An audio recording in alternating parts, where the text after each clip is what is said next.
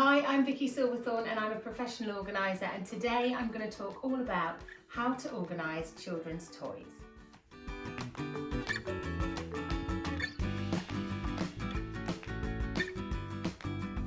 If we really want to give our children the opportunity to be in control of their belongings as they grow, it's us who has to get them started. So here are a few things to think about. If we dread tidying their stuff away, just think of how much they're going to dread it. Keep the way their stuff is organised very simple. The less complication means the easier it's going to be for them to tidy things away. Baskets, boxes, drawers, try not to move things around too often so that they become really familiar with where things actually belong.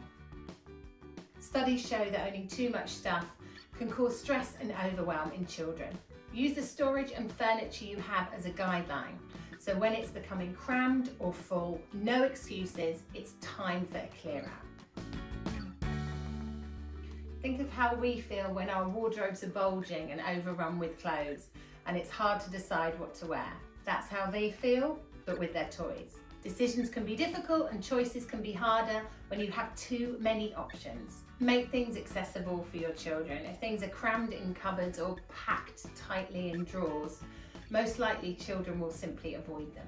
So to summarise, keep storage really simple. Be aware of how much you have at any point, and just remember, the less you have, the easier it is to tidy away.